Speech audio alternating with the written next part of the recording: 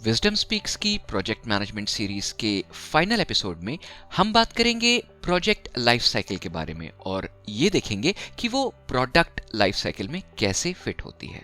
हर project phases में divided होता है और ये डिवीजन अक्सर टाइमलाइंस पर डिपेंडेंट होता है। अगर कोई शॉर्ट प्रोजेक्ट है तो हो सकता है कि उसका एक ही फेज हो, लेकिन अगर बड़ा प्रोजेक्ट है तो अक्सर कई फेजेस में डिवाइडेड होता है और हर फेज एक या एक से ज्यादा डिलीवरेबल्स प्रोड्यूस करता है। प्रोजेक्ट की हर फेज में वो पांचों प्रोसेस ग्रुप्स यूज होते हैं जिनके बारे में हमने एपिसोड 1 में बात की थी।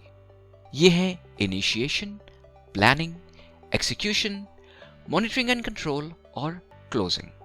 अगर फेजेस को समझने के लिए एक बिल्डिंग बनाने के प्रोजेक्ट के बारे में सोचें तो वो होंगे फेज 1 यानी कि फिजिबिलिटी, जिसमें शायद बिजनेस केस बनाया जाएगा कि हमें बिल्डिंग की जरूरत क्यों है। फिर हो सकता है एक दूसरा फेज हो डिजाइन, जिसमें स्कोप, कॉस्ट और टाइम को समझा जाएगा। और फिर तीसरा फेज होगा कंस्ट्रक्शन, जिसमें मैक्सिमम ऑन ग्राउंड काम होगा।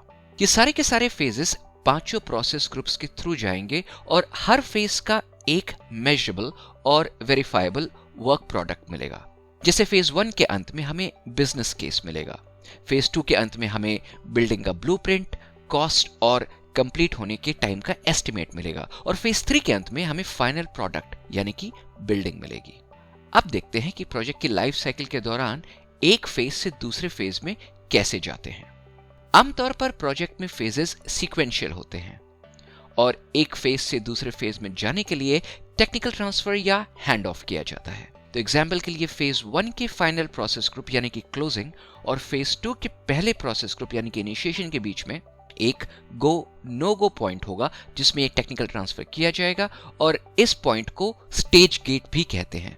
यूजुअली इन स्टेज गेट्स को पार करने के लिए प्रोजेक्ट स्पॉन्सर से फॉर्मल अप्रूवल की जरूरत होती है, लेकिन दो सूरतों में कोई फेज ट्रांजिशन के बिना भी क्लोज किया जा सकता है। तो पहली सूरत ये होगी कि या तो प्रोजेक्ट कंप्लीट हो जाए और वो प्रोजेक्ट का लास्ट फेज हो, या दूसरी सूरत में हो सकता है फंडिंग चली जाए या ऑर्गेनाइजेशन की स्ट्रैटेजी बदल जाए और प्रोजेक्ट को बीच में ही बंद कर दिया जाए। अब अगर प्रोजेक्ट और प्रोडक्ट लाइफ साइकिल के बारे में बात करें तो हम ये देख सकते हैं कि कोई भी project life cycle product life cycle का ही हिस्सा होती है, क्योंकि कई बार कई प्रोजेक्ट्स मिलकर किसी प्रोडक्ट के डेवलपमेंट या इंप्रूवमेंट में कंट्रीब्यूट करते हैं और हर प्रोजेक्ट प्रोडक्ट लाइफ साइकिल के किसी एस्पेक्ट को डिलीवर करता है। एग्जाम्पल के लिए यहाँ अगर हम इस प्रोडक्ट लाइफ साइकिल को देखें तो बिजनेस नीड के हिसाब से एक आइडिया मल्टीपल प्रोजेक्ट फेजेस से होता हुआ प्रोडक्ट में तब्दील होता है और फिर ऑपरेशंस में इस्तेमाल किया जाता है। और अगर फिर उसे अपग्रेड करने की बिजनेस नीड पैदा होती है तो फिर ये पूरा प्रोसेस रिपीट होता है और प्रोडक्ट का इंप्रूव्ड वर्जन डिलीवर करके ऑपरेशंस को फिर से पास ऑन किया जाता है। और आखिरी में अगर मार्केट में डिमांड कम या खत्म हो जाए तो उस प्रोडक्ट को डिसकंटिन्यू या डिकमीशन किया जाता है और एक नई प्रोडक्ट साइकिल और उसमें आने वाली प्रोजेक्ट लाइफ साइकिल्स फिर से शुरू होती हैं। तो इस सीरीज के आखिरी एपिसोड में आपने देखा कि प्रोजेक्ट के फेजेस क्या होते हैं, उनके बीच में ट्रांजिशंस कैसे होते हैं और प्रोजेक्ट लाइफ साइकिल किसी प्रोडक्ट लाइफ साइकिल में कैसे फिट होती है। उम्मीद है कि इस सीरीज के जरिए आपको प्रोजेक्ट मैनेजमेंट के बेसिक फंडामेंटल्स की अच्छी जानकारी मिली होगी। अगर आपको ये सीरीज यूजफुल लगती है तो इसे अपने सोशल नेटवर्क के साथ जरूर शेयर करिए और सब्सक्राइब करिए विजडम स्पीक्स को।